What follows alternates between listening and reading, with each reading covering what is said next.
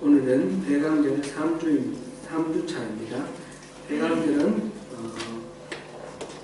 그리스도의 강림을 기다리는 절기다 이렇게 봤고요. 우리 삶의 한가운데로 구세주로 또 주인으로 우리 예수님께서 우리 안에 오시도록 강림하시도록 그렇게 우리가 기다리면서 성탄절을 기다리는 그런 절기입니다. 오늘은 촛불을 3개를 켰습니다.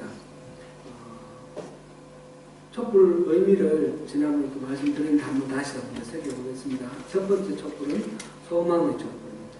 소망의 촛불. 두 번째 촛불은 평화의 촛불. 오늘 킨 세 번째는 기쁨의 촛불입니다. 그리고 네 번째 촛불은 사랑의 촛불 이렇게 되고요. 한가운데 흰색 손은 예수 그리스도 성탄절로 우리가 킬 텐데 예수 그리스도를 의미합니다. 다른 주변에 있는 다른 촛불은 좀 보라색인데 오늘 그는 분홍색이죠. 분홍색인 것은 기쁨, 이건 장미 색깔이라고 그러는데 보라색 가운데 기쁨이 있다는 것을 밝히는 것입니다. 보라색은 왕권을 나타내기도 하고요. 회개를 상징하는 그런 색깔입니다. 그래서 사순절 기간도 교회의 모든 장식 이런 거 우리는 뭐 따로 이렇게 드리고 이런 거 안 하지만 제가 이제 가운을 입을 때 이렇게 드리우는 거 있죠. 그 할 때 색깔을 따라 이렇게 드리우는데 보라색은 사순절 때 회개의 의미로 그 장식을 합니다. 그리고 강림절 때도 보라색입니다. 강림 색깔이 보라색입니다. 그러니까 강림절은 예수의 오심을 기다리는 그런 절기인데 예수의 오심을 기다리는 것은 회개를 하면서 주님이 오시기를 기다리는 것입니다. 근데 이 회개하면서 기다리는 이 기간이라고 해서 침울하고 어둡고 우울하고 이런 것은 아니라는 것입니다. 우리가 회개하면서 주님의 오심을 기다리는데 주님이 우리에게 너무나 분명한 확신을 주시는 거예요. 용서의 그 확신을 주시고 우리의 구원을 확신해 주시고 이 주님이 이제 우리 가까이 와 계심을 하늘나라가 가까이 왔다 말씀하시는 것처럼 주님이 우리 삶에 가까이 와 계시는 것을 또 우리가 확신하기 때문에 그렇게 죄를 회개하면서 동시에 기쁨, 구원의 기쁨, 주님 오심 임재의 기쁨 그것을 표현을 하는 겁니다. 그래서 장미꽃 색깔, 분홍 색깔 이런 기쁨의 색깔입니다. 사순절도 7주 동안에 이렇게 가지 않습니까? 그 중에 4번째 주가 기쁨의 주입니다. 사순절도 그런 의미가 있습니다. 이제 그거는 우리가 또 촛불도 켜놓고 했으니까 상식적으로 처음 들으시는 분도 계시고 해서 말씀을 드렸습니다. 이제 오늘 말씀을 들어가겠습니다. 우리는 지금 주님이 가르쳐 주신 기도문에 대해서 살펴보고 있죠. 주님은 우리가 하나님의 자녀라는 사실을 먼저 일깨워 주셨습니다. 하나님의 자녀로서 하나님 나라 백성으로서 그 정체성을 가지고 하나님께 기도하라. 그렇게 말씀하셨고 하나님 나라의 자녀로서 하나님의 이름이 거룩히 여김을 받으시며 그 다음에 하나님 나라가 임하시고 하나님 뜻이 땅에 이루어지는 것 하나님의 그 목적 창조의 목적이 이루어지는 그것을 먼저 우리가 말하는 것이죠. 먼저 그의 나라와 의를 구하라. 그러면 이 모든 것이 이루리라. 뒤에 또 우리가 살펴볼 텐데 우리가 필요한 것들은 두 번째로 내려놓고 먼저 하나님의 뜻이 이루어지는 것을 기도를 할 것을 주님께서 요청하셨습니다. 이 주기도문에는 6가지 기원이 있는데 3가지 기원은 앞에 하나님 이름이 거룩히 계심을 받는 것, 하나님 나라가 임하시는 것, 하나님 뜻이 이루어지는 것. 이 3가지는 하나님께 초점을 맞춰지는 것입니다. 그 다음에 넷째, 다섯째, 여섯째 이 3가지 기원은 우리에게 초점이 맞춰지는데 첫 번째는 일용할 양식을 구하라 그랬습니다. 일용할 양식은 우리의 모든 생존의 조건, 필요한 것들을 그 모든 자원들은 다 하나님께 구해서 하나님으로부터 받으라는 거죠. 우리가 해결하는 것이 아니라 하나님께 구해서 하나님 공급해 주시는 것으로 살아가는 하나님 나라 백성이 되라. 그 첫 번째 일용할 양식을 구하는 거였고요. 그 다음에 하나님과 우리 사이의 관계, 하나님 백성으로서 하나님 앞에 설 때에 우리 관계에서 우리에게 있어서 가장 필요한 것이 관계가 건강하게 바로 서는 것입니다. 그것이 이제 하나님께서 우주 만물을 만드시고 마지막 글자품으로 인간을 만드셨는데 이 인간이 하나님을 등지고 떠나간 게 그게 타락 아닙니까? 그게 죄입니다. 그죠? 에덴 동산에서 하나님이 먹지 말라고 하신 선악을 알게 하는 나무의 실과를 먹고 하나님을 등짐으로써 스스로가 하나님이 되려고 하고 그래서 하나님과 관계가 깨어졌습니다. 이제 하나님과 바른 관계, 하나님께 기도를 할 때에 바른 관계를 세우는 것이 중요합니다. 우리를 위해서 기도를 할 때도 우리에게 가장 중요한 것은 바른 관계입니다. 그래서 우리에게 이 죄의 문제를 해결하는 것, 그것이 다섯 번째, 여섯 번째 기원에 해당이 됩니다. 다섯 번째 기원은 뭐였습니까? 우리를 용서해달라. 우리 죄를 용서해달라는 겁니다. 우리가 우리에게 죄진 자를 사하여 준 것 같이 우리 죄를 용서해 주십시오. 이 말은 하나님 먼저 용서해 주신 것을 우리가 인정을 하고 우리 이웃들의 죄를 용서해 주자. 그 말씀을 드렸습니다. 회개함으로 구원이 유효해지는 것처럼 우리가 이웃의 죄를 용서해 주므로 하나님 우리에게 먼저 용서해 주신 것이 우리에게 유효해집니다. 밸리데이트가 됩니다. 그래서 우리가 이웃을 용서하라. 이거는 이미 지은 죄를 해결하는 방법이고 이제 더 이상 죄에 빠지지 않는 것을 우리가 원합니다. 하나님도 원하시고요. 그래서 앞으로 죄에 빠지지 않도록 해달라는 것이 우리를 시험에 들게 하지 마시고 다만 악에서 구하십시오. 구하여 주십시오. 하는 이 여섯 번째 기원의 내용입니다. 오늘은 마지막 이 여섯 번째 기원 우리가 살펴봅니다. 오늘 본문 13절 다시 한번 우리가 읽겠습니다.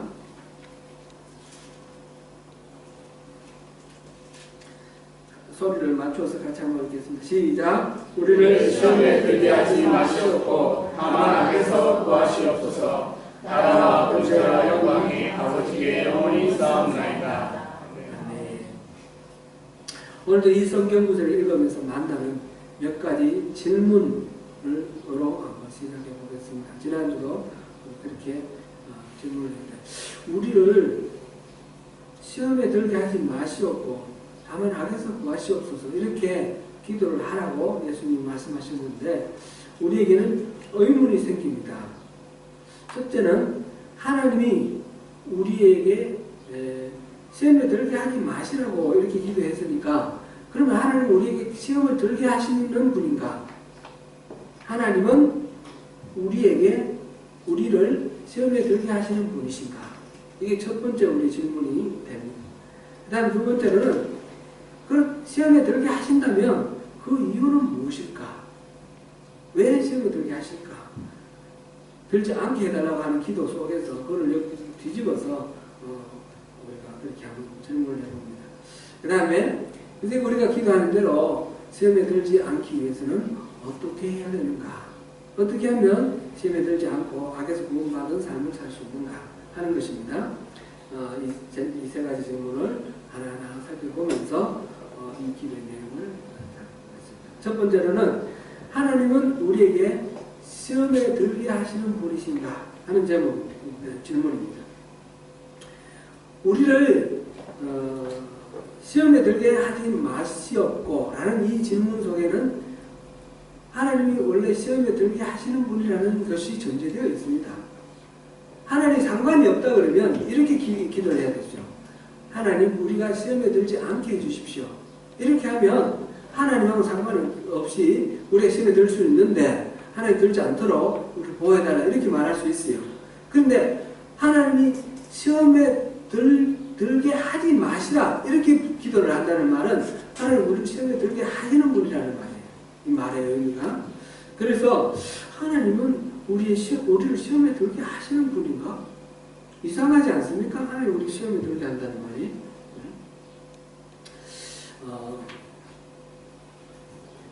여러분 생각은 어떻습니까? 하나님은 우리에게 가끔 시험에 들게 하십니까? 예습니까? 노입니까? 좀 어렵죠? 우리가 성도이고 우리가 하나님의 자녀인데 하나님이 우리를 시험에 들게 하실까? 야고보서 1장 13절에서 14절을 보시겠습니다.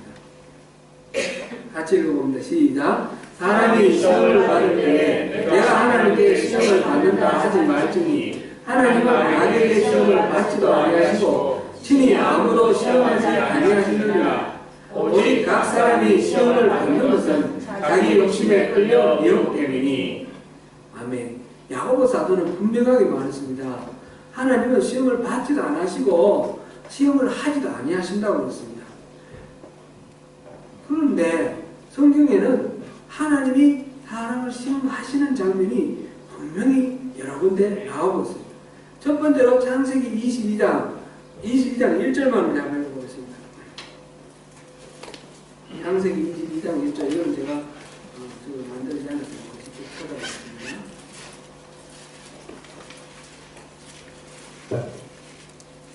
창세기 22장 1절만 같이 읽습니다. 시작. 그 일 후에 하나님이 아브라함을 시험하시려고 그를 부르시되 아브라함아 하시니 그가 이르되 내가 여기 있나이다. 시험하시려고 아브라함을 부르셨어요. 하나님이. 그래가지고 무슨 시험을 했습니까? 이삭을 번제로 바치라 그랬습니다. 아브라함은 그 시험을 그 시험 문제를 받아들고 어떻게 했습니까? 지체 없이 이삭을 데리고 가서 모리아산에 가서 번제로 이삭을 하나님께 바치려고 했습니다. 하나님은 그 이삭을 멈추시고 내가 이제야 네가 나를 사랑하는 줄 알겠다. 그거를 확인하시고 그 다음에 그 이삭 대신 양을 예비하신 양으로 번제를 드리게 하시고 그 다음에 이 이삭에게 아브라함에게 전적인 신뢰를 계속해서 표현해 주십니다. 그러면 하나님이 아브라함을 시험한 것 맞죠? 시험하시라고 부르셨습니다. 사실은 이것뿐만 아니라 많이 여러 군데 하나님의 백성을 시험하시는 그런 장면이 나옵니다. 출애굽기에서도 하나님은 마라 샘물에서 법도와 율례를 정하시고 이스라엘 백성들을 시험하셨다. 이렇게 15장 25절에 나오고 만단을 내려주시며 그들을 시험하셨다라고 나와 있습니다. 출애굽기 16장 4절 말씀입니다. 하나님이 시내산에 강림하신 것도 이스라엘을 시험하기 위함이라 하셨습니다. 출애굽기 20장 20절 말씀입니다. 이 외에도 많은데 여기 몇 가지만 우리가 예를 들었습니다. 그러면 하나님은 시험하시는 분입니까? 시험하지 아니하시는 분입니까? 지금 분명히 시험하는 여러 장면이 나왔고 야고보 사도는 시험하지 않는다고 말씀하셨어요. 그죠? 그러니까 이 두 가지를 일단 결론을 유보하고 다음 질문으로 넘어가 보겠습니다. 시험을 할 수 있다라는 것을 우선 전제를 하고요. 성경에 그렇게 나와 있으니까 하나님이 시험을 하신다 그러면 우리에게 시험에 들게 하시는 이유는 무엇일까? 그것을 먼저 한번 살펴봅니다. 우리말 성경에서 이 시험한다 이라는 표현은 구약 성경에서는 나사라는 히브리어 단어를 썼고요. 신약 성경에서는 페이라조라는 헬라어 단어를 썼습니다. 성경에 시험한다는 말은 다른 단어도 있습니다. 히브리에도 비슷하게 아한이라는 단어가 있고 헬라어도 비슷하게 도키마조라는 그런 단어가 있는데 근데 용법이 조금 다릅니다.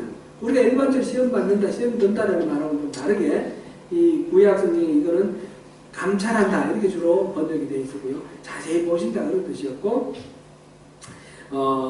이 도키마조라는 것도 시험한다라고 번역됐지만 검토한다 그런 의미가 강합니다. 그러니까 복잡하게 제가 말씀드린 것 같은데 그냥 한 단어다 이렇게 생각하면 되겠습니다. 한 단어. 구약 성경에 나사라는 히브리말하고 신약 성경에 페이라조라는 헬라어 이게 한 단어다 이렇게 생각하면 되겠습니다. 이게 우리말로 번역할 때는 전부 시험한다라고 번역됐습니다. 시험한다 이렇게 번역되어 있습니다. 그러니까 히브리 성경 또 헬라 성경하고 우리말 성경은 동일한 단어를 사용하고 있다. 이렇게 먼저 말씀을 드립니다. 거기서 시험한다는 게 무슨 뜻일까? 생각해 보기 위해서 우리가 성경에서 이 시험이라는 건 어떤 의미인가 하면요. 우리 학생들 학교에서 시험 치는 게 있어요.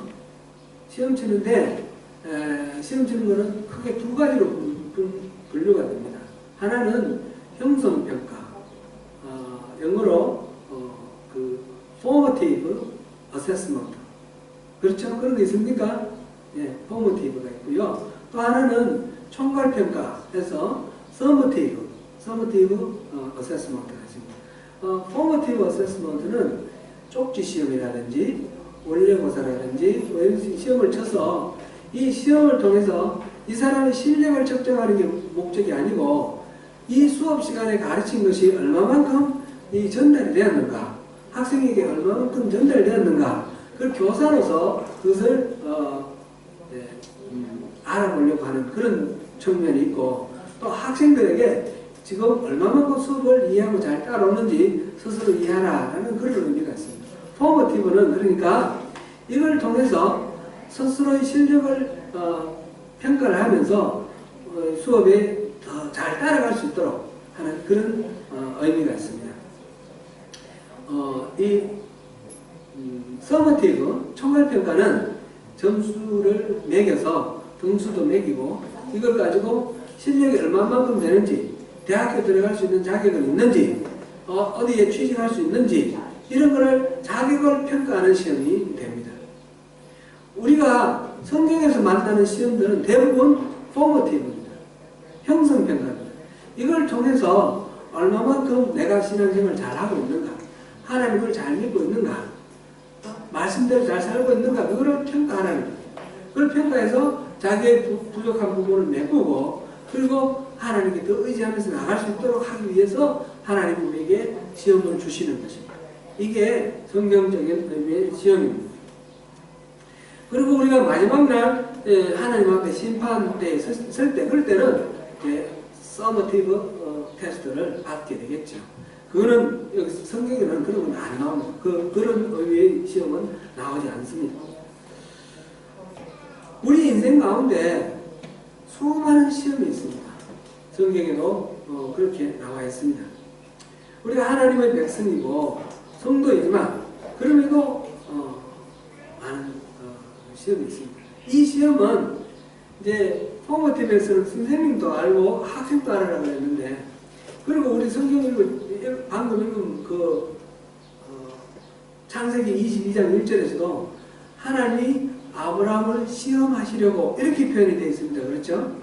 그러니까 하나님도 우리의 믿음을 평가해 보려고 하는 그런 의도가 있으신가? 이런 생각도 듭니다. 근데 표현은 그렇지만 하나님 다 아시겠죠. 하나님의 목적은 하나님이 이 사람이 믿음이 있는가 없는가 알려고 하는 그런 것보다는 그 시험에 놓인 사람에게 자기 스스로를 알게 하는, 내가 지금 얼마만큼 이 믿음을, 바른 믿음으로 주님 앞에 서 있는가, 자기 스스로를 알게 하는 그런 데 목적이 있습니다. 하나님은 그렇게 해서 우리가 바로 깨달아가지고 시험을 통해서 우리의 상태를 바로 깨달아서 결국은 하나님이 예비하신 복을 누리도록 하는 것이 하나님의 목적입니다. 신명기 8장 16절에 요점으로 그 말씀이 나와 있습니다. 한번 보겠습니다. 시작. 내 조상들도 알지 못하던 만나를 광야에서 내게 내주시나니 이는 다 너를 낮추시며 너를 시험하사 마침내 내게 복을 주려 하심이니라. 하나님이 우리를 시험을 하시는데, 시험을 주셔서 우리 스스로 알도록 하는 이런 테스트를 하시는데, 성경에 말하는 이 시험이라, 우리말로 시험이라고 번역된 것이 영어로는 세 가지가 번역되어 있습니다. 똑같은 단어가 이 원래 성경의 히브리 말과 헬라 말로 같은 단어인데, 이게 영어로 번역될 때는 세 가지로 번역되어 있다는 거죠. 우리말에는 다 시험으로 번역되어 있는데, 한 가지로 번역되어 있는데, 영어로는 세 가지로 번역되어 있습니다. 뭐로 되어 있느냐? 테스트라는 말하고, 그 다음에 tempt, 동사 tempt, 영어로 명사로 temptation, 유혹이라는 말하고 그 다음에 트라이얼, 희련, 고난 이런 말로 번역이 다르게 나와 있습니다. 시험이 이 세 가지 의미가 있다는 거죠. 이게 평가를 해보고 다는 그런 측면이 강조되는 시험이 있고 또 그것이 유혹하는 그런 방법으로 오는 시험이 있고 또 고난을 이렇게 통과하는 그런 시험이 있습니다. 이 시험을 고난이나 유혹 다 시험을 통과를 해야 되는데 통과하는 방법은 유혹은 빨리 이것을 파악을 하고 유혹일 때는 빨리 여기서 떠나는 것이 시험에 통과하는 방법입니다. 그런데 시련은 그것을 피하면 안 됩니다. 꿋꿋이 그대로 지키면서 그것을 견뎌내고 이겨내야 됩니다. 근데 우리는 흔히 어떻게 하냐면 이 유혹은 꼿꼿이 견디며 그것에서 버티려고 하고요. 시련은 빨리 피하려고 합니다. 그러면 그 시험에 통과가 안 되는 거죠. 시험 통과 못하면 그 시험 계속 출제가 됩니다. 다음에 또 그 시험이 나오고 그 시험이 나오고. 이제 주로 우리의 취약점을 하나하나 우리 영적 성숙의 단계에 따라서 이렇게 하나님이 우리에게 주시는데 우리 약한 고리를 주로 시험으로 주십니다. 재물에 약한 사람은 재물 문제를 계속 주십니다. 성적으로 약한 사람은 성적으로 계속 그 문제가 다가옵니다. 사람 관계 속에서 이런 어려움이 있는 그런 경우는 계속 그런 방법으로 이 문제가 나옵니다. 그럴 때에 이 시험을 통과하고 파스하면 그 다음 단계, 높은 단계를 시험이 나오는데 통과하지 못하면 그 단계에서 계속해서 나옵니다. 우리 교회에서 잘 관계가 어려워서 정착하지 못하고 교회로 옮기시는 분이 있어요. 교회를 옮기시면 그 다음에 거기서는 다시는 안 옮기면 제일 좋아요. 근데 또 옮길 가능성이 많이 있습니다. 그 취약점이 해결되면 그 다음부터는 괜찮아요. 안 옮겨도 됩니다. 근데 그 취약점이 해결 안 되면 또 옮기고 뭐 힘드니까 부대끼는 힘드니까 옮겨버리면 그 다음에 다음에 또 숙제가 또 나옵니다. 다음에 또 어려운 사람만 여기서 어려운 사람 피해서 저쪽에 가면 저쪽에서 더 어려운 사람이 나오는 거죠. 예를 들어서 그렇다는 겁니다. 이렇게 시험은 주로 유혹과 이 시련의 형태로 우리에게 나옵니다.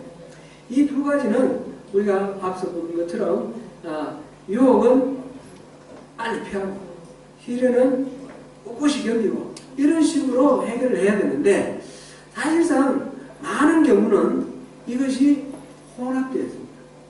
분별이 잘 안 됩니다. 이 견뎌야 할 일인지 아니면 빨리 피해야 할 일인지 잘 모릅니다. 이 시련과 유혹이 합쳐져 있는 경우도 많습니다. 어려움이 있는데 이 어려움을 어떻게 빨리 탈출하는 것이 좋다라는 그런 마음에 어떤 유혹이 오게 하고요.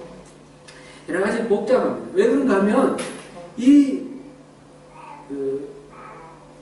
시험이 전적으로 하나님이 출제하시는 그런 시험만이 아니라는 거죠.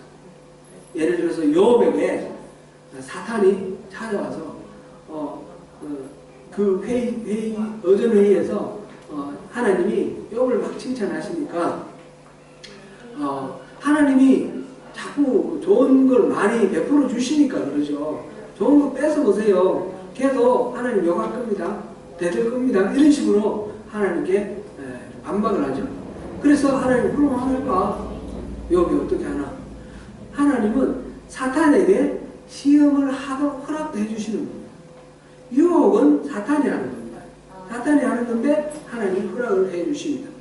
이런 것들이 그러니까 하나님하고 사탄이 단독을 하는 유혹이 없으니까 하나님이 허락해 주시는 것이기 때문에 이게 복잡하게 얽혀 있기도 하고 섞여 있기도 하고 대부분은 이렇게 우리가 감지를 할 수 있습니다. 쉽게 감지하는 방법은 내가 그게 머물고 싶어 하는 것은 유혹일 가능성이 많고요. 내가 빨리 피하고 싶어 하는 것은 시련일 가능성이 많습니다.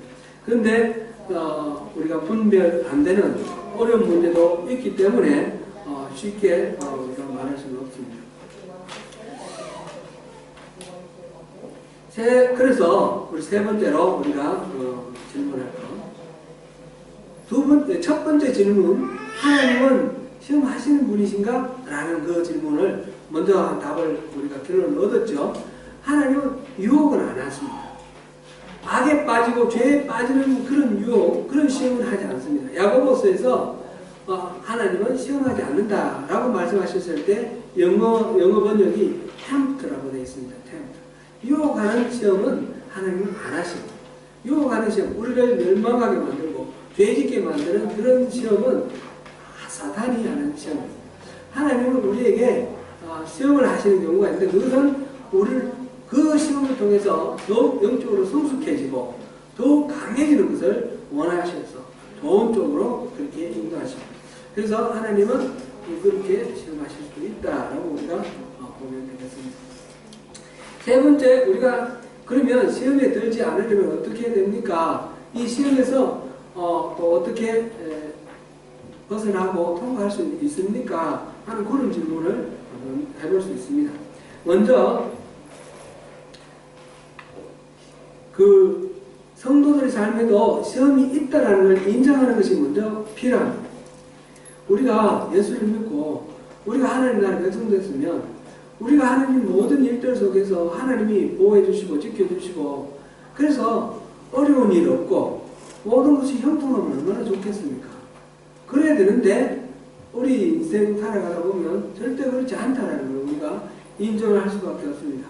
예수 잘 믿는 사람도 고통사가 당하기도 하고 예수 잘 믿는 사람도 느닷없이 불치병에 걸리기도 하고 그런 거를 우리가 수도 없이 닥칩니다. 인간이 타락하기 이전에 하나님하고 인간이 그렇게 친밀한 교제를 하고 있던 그 에덴 동산에서도 마귀가 사람을 유혹을 했습니다. 그런 곳에도 시험이 있다는 거죠. 그러니까 하나님의 자녀들도 시험이 있다는 거죠. 그 시험을 통해서 어떻게 우리가 영적으로 강해지고 하나님께 더 가까이 가느냐 아니면 거기서 넘어지고 멀어지느냐 이게 문제이지 시험은 우리가 피할 수가 없습니다. 여기서 시험에 들게 하지 마시옵고 라는 이 기도는 우리가 그런 어려운 상황이나 또는 유혹을 받는 그런 시험을 받는 그런 상황에 우리가 가지 않도록 해달라는 그런 의미라기보다는 그런 상황 속에서 우리가 시험을 통과할 수 있도록 해달라는 그런 의미로 우리가 받아들여야 됩니다. 그래서 다만 악에서 구하시옵소서 그렇게 기도를 하는 것입니다. 우리 스스로 이 시험은 피할 수도 없고 우리 스스로 이 시험에 저항하는 것은 안 되는 우리는 연약한 존재입니다. 그리고 악에서 구해달라고 표현했듯이 악도 우리가 싸워서 우리의 능력으로 이길 수 있는 것은 아닙니다. 오히려 우리는 연약한 존재, 하나님의 도우심이 반드시 필요하다는 것을 인정을 하고 들어가야 되는 것입니다. 그래서 이 기도를 하라고 가르쳐 주시는 것입니다. 시험에 들지 않기 위해서 성도는 그러면 어떻게 해야 됩니까? 시험에 들지 않기 위해서 시험을 받는 것은 우리가 누구나 다 당하는 것이지만 시험에 든다라는 말은 좀 다르죠. 우리가 흔히 이제 쓰는 말 시험에 든다. 나 시험에 들어서 이 말은 또 사실은 정확한 말은 아닙니다. 그거는 내가 삐졌다 이 말이죠. 저는 삐졌을 때 시험 들었다 그러는데 그런 뜻의 의미는 아니고요. 시험의 상황 속에서 빠져있는 상황. 시험에 들지 않게 해달라는 말은 들게 하지 말아달라는 것은 시험을 당하더라도 그 빠져있지 않게 해달라는 그런 뜻입니다. 시험을 받는 것은 피할 수가 없지만 그게 드는 것 예를 들어서 든다라는 말의 표현을 어떻게 할까요? 우리가 10손가락 안에 든다 그러면 그 안에 소속되어 있다 그런 뜻 아닙니까? 그죠? 그 안에 포함된다 이런 뜻 아닙니까? 그 시험에 든다 시험에 빠진다라는 말하고 같은 의미로 이렇게 보면 좋겠습니다. 그 빠져있지 않기 위해서는 어떻게 해야 되는가? 첫 번째로는 이 시험을 주시는 하나님의 목적이 선하시다라는 것을 우리가 기억해야 되는 것입니다. 하나님이 우리를 망하게 하려고 우리 앞에 덫을 놓거나 함정을 파놓는 그런 시험은 없다라는 것입니다. 심지어 사탄에게 유혹하도록 허락하는 경우에도 하나님의 의도는 그것을 통해서 우리가 더욱 영적으로 성숙되어지고 더욱 강하게 되기를 바라는 그런 목적으로 이거를 허락하신다는 것입니다. 예수님도 시험을 받았죠. 예수님이 40일 동안 금식하고 난 뒤에 성령이 사단의 마귀에게 시험을 받도록 광야로 데리고 가셨습니다. 하나님이 의도적으로 이 마귀의 시험을 받도록 예수님을 밀어내신 것입니다. 그러면 그 시험에 걸려가지고 예수님이 망하기를 원하셨습니까? 그게 아니라는 거죠. 그 시험을 통과하고 예수님이 그 마귀의 그 집의 세력권을 뛰어넘는 존재라는 것을 마귀에게도 인식시키고 예수님 스스로도 그것을 발휘할 수 있도록 하시기 위해서 그렇게 하신 것입니다. 그래서 목적을 우리가 하나님 목적이 선하다는 것을 이해하는 것이 중요합니다. 그렇지 않으면 우리가 시험을 당했을 때에 하나님을 원망하거나 하나님을 떠나거나 좌절하고 낙심하게 되는 그런 시험에 말하자면 실패하는, 시험을 통과하지 못하고 실패하는 결과를 빚게 됩니다. 하나님의 선하심을 믿을 때에 우리가 통과하기가 쉽습니다. 하나님의 성품은 어떤 분이십니까? 하나님은 전지하신 분이고 하나님은 전능하신 분입니다. 그리고 하나님 본성 사랑이십니다. 그런데 내게 어떤 어려움이 있다, 유혹이든 고난이든 내게 시험이 있다는 것은 이 시험을 통해서 하나님이 이 시험이 있는 것을 하나님이 모르시거나 해결할 수 있는 방법이 없거나 이런 건 아닌 거죠. 그리고 하나님 본성이 사랑이기 때문에 우리를 망하게 하려고 하시는 것이 아니죠. 그러면 이걸 통해서 답도 아시고 그 사정도 다 하시는 하나님이 허락하시는 이유는 이걸 통해서 내게 유익이 있기 때문이라는 거죠. 그래서 하나님의 그 선하심을 믿는 것이 첫 번째로 필요합니다. 두 번째로는 그런 시험을 우리가 이기기 위해서 하나님을 믿고 늘 깨어 기도해야 됩니다. 하나님과의 친밀한 이 관계를 통해서 하나님과의 이 관계, 아름다운 관계를 통해서 하나님의 것으로 우리의 삶의 모든 것들을 공급받는 이런 것이 안전한 그런 상태가 구축되어 있어야 됩니다. 예수님은 제자들에게, 특별히 베드로에게 시험에 들지 말라고 여러 번 말씀하셨어요. 특별히 마지막 겟세마네 동산에서 기도를 하실 때에 시험에 들지 않게 깨어있어 기도하라 이렇게 말씀하셨습니다. 베드로는 그 이전에도 가이사랴 빌립보를 지나가다가 사람들이 나를 누구를 아느냐 하는 그 질문을 하시다가 너희들은 나를 누구를 아냐 했을 때 주는 그리스도시요 살아계신 하나님의 아들이십니다 라고 베드로가 고백을 했습니다. 그랬을 때 주님이 기뻐하시면서 주님이 받을 고난, 순환에 대해서 말씀을 하셨어요. 나는 앞으로 예루살렘에 올라가서 이 제사장들과 세관들의 핍박을 받고 죽었다가 사흘 만에 살아난다. 그 말씀을 하셨을 때 베드로가 뭐라고 그랬습니까? 베드로가 그런 일이 주님께 일어나지 않을 것입니다. 그런 일이 일어나면 안 됩니다. 그렇게 말렸어요. 그랬을 때 예수님께서 이 베드로를 크게 꾸짖으십니다. 사탄아, 나 뒤로 물러가라. 그렇게 말씀하시고 이 방금 전에 주는 그리스도 살아계신 하나님의 아들이시다 라는 것을 말했던 이 베드로의 고백. 예수님 말씀하시기를 이를 알게 하리는 육신이 아니고 하늘에 계신 내 아버지다 라고 말씀하셨어요. 하나님이 그 진리를 깨닫게 해주셨는데 바로 그 이어서 그 안에 사탄이 있어서 사탄이 하는 말을 그렇게 하는 겁니다. 예수님께서 십자가를 지셔야만 인간의 죄가 해결되는데 하나님의 일은 생각하지 않고 인간의 일만 생각하고 선생님이 그런 일을 당할 수가 없습니다. 절대로 그런 일을 당해서는 안 됩니다. 이렇게 말을 하는 겁니다. 그 말하자면 사단에게 시험을 당해서 속아 넘어간 거죠. 그런 베드로이기 때문에 예수님께서 강구를 하십니다. 시험에 들지 않게 깨어서 기도하라. 그런데 예수님이 기도하고 오니까 어땠습니까? 자고 있어요. 또 잠시라도 좀 깨어서 기도할 수 없겠냐? 좀 깨어서 기도해. 그러고 가서 또 기도하고 오시니까 또 자고 있습니다. 그죠?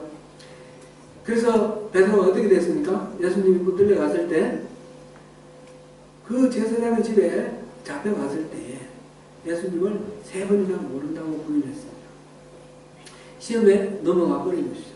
우리가 깨어 기도하지 않으면, 우리가 늘 깨어있지 않으면, 영적으로 각성이 있지 않으면 우리는 쉽게 넘어지고 쉽게 속는 그런 연약한 존재입니다. 그래서 우리는 계속해서 영적으로 깨어있도록 우리가 기도하는 것이 시험에 들지 않는 그런 중요한 방법입니다. 성경은 모든 지킬 만한 것 중에 더욱 내 마음을 지키라. 생명의 근원이 이에서 나느니라. 잠언 4장 23절 말씀입니다. 그렇게 우리 마음을 지키라고 했습니다. 마음을 지키는 것이 우리가 어떤 좋은 상황에 있다고 해서 죄에서 이겨내고 악에서 벗어나고 시험에 들지 않느냐, 그것은 아닙니다. 소도원에 가 있어도 시험에 빠지고요. 어디에 가 있어도 시험에 빠집니다. 중요한 것은 우리 마음입니다. 우리 마음을 온전히 주님께 맡겨드리고 주님이 온전히 자각하지 않으면 우리는 언제든지 우리는 넘어질 수 있습니다.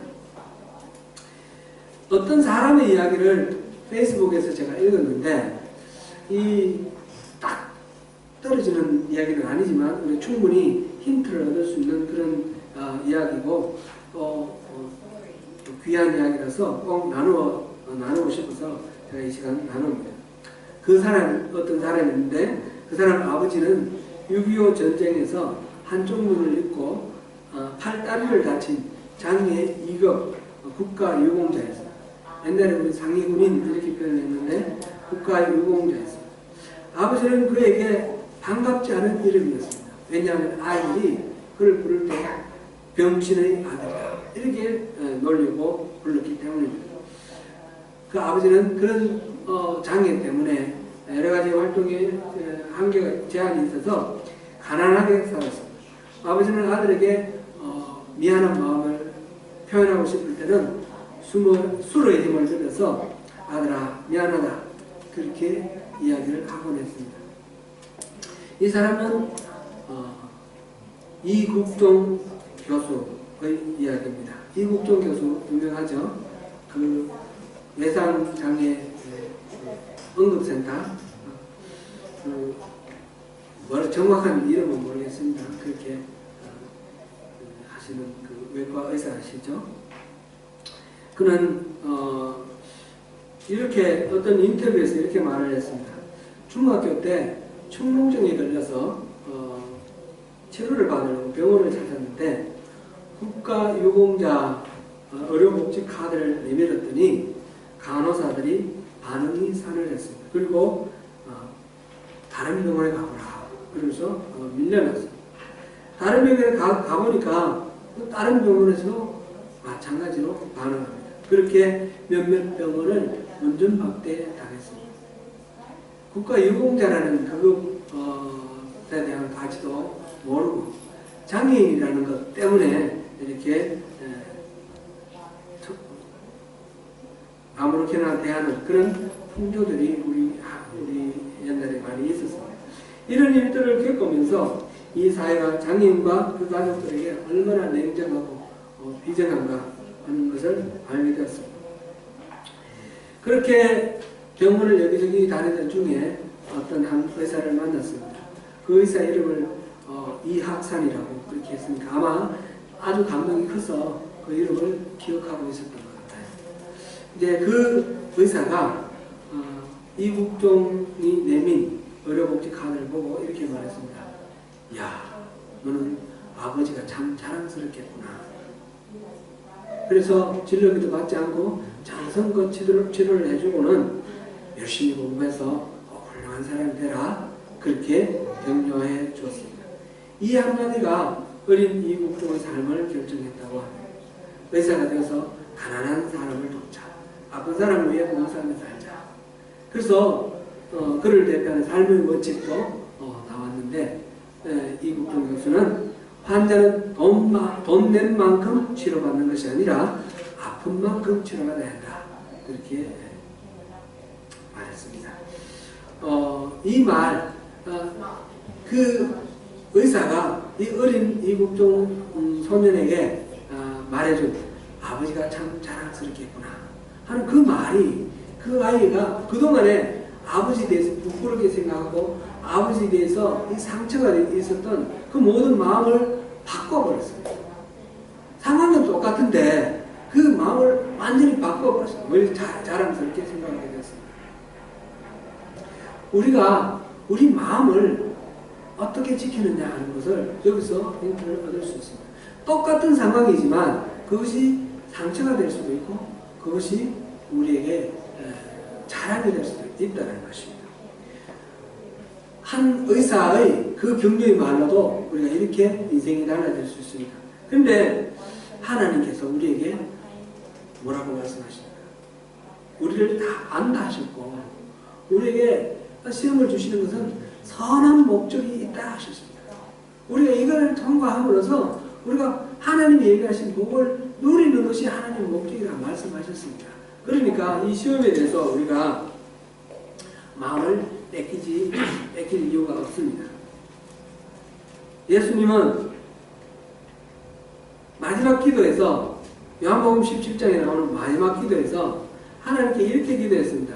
내가 비옵는 것은 그들을 세상에서 데려가시기를 위함이 아니요 다만 악에 빠지지 않게 보존하시기를 위함이니이다. 예수님은 제자들이 세상에서 분리되어 사는 것을 위해서 기도하신 것이 아니고 세상 속에 어울려 살면서 그러면서 구별된 삶, 하나님 나라 백성다운 그런 구별된 삶을 살도록 기도하였습니다. 우리는 예수를 믿고 하나님 나라 백성이 되고 하나님 자녀가 되더라도 우리는 수많은 시험과 어려움, 난관을 부닥치게 되어 있습니다. 그랬을 때 그 속에서 우리가 지지 않고 하나님 백성답게 우리가 이 시험을 통과하고 더욱 성숙된 하나님의 사람으로 설 수 있도록 그렇게 하나님께서 원하시고 예수님께서 그렇게 기도하신 것입니다. 바울 사도는 이렇게 말했습니다. 아무것도 염려하지 말고 다만 모든 일에 기도와 간구로 너희 구할 것을 감사함으로 하나님께 하리라. 그리하면 모든 지각에 뛰어난 하나님의 평강이 그리스도 예수 안에서 너희 마음과 생각을 지키시리라. 우리의 마음과 생각을 지켜주는 것은 하나님의 은혜입니다. 그 은혜를 위해서 우리가 기도를 하십시다. 그래도 우리는 유혹에 지고 또 시험에 들어 넘어질 수도 있습니다. 그 절대로 나는 그렇게 되지 않는다라고 말할 수가 없습니다. 그랬을 때 어떡합니까? 그때는 다시 하나님께 용서를 구하는 것이죠. 우리가 우리에게 죄 지은 자를 용서해 준 것 같이 우리 죄를 용서해 주십시오. 이렇게 기도하는 것이죠. 그래서 지은 죄를 위해서 용서해 달라고 기도하는 것. 죄를 짓지 않도록 시험에 들지 않도록 기도하고 악에서 구해달라고 기도하는 것. 이걸 통해서 하나님 앞에 우리 바르게 서는 것입니다. 사랑하는 성도 여러분, 우리는 하나님의 자녀입니다. 하나님의 이름의 영광, 하나님 나라의 임하심, 하나님의 뜻이 이루어짐을 위해서 기도하시고 일상의 모든 삶의 자원을 하나님께 구하고 공급받으시며 이미 지은 죄를 용서받고 또 시험에 들지 않기를 구하심으로 죄에 빠지지 않고 악에 빠지지 않도록 그래서 거룩하게 구별되어서 하나님과의 친밀한 교제 속에서 하나님이 베푸시는 은혜를 다 누리시는 저와 여러분이 되시기를 축원합니다. 은혜로우신 하나님, 오늘도 주님이 가르쳐 주신 기도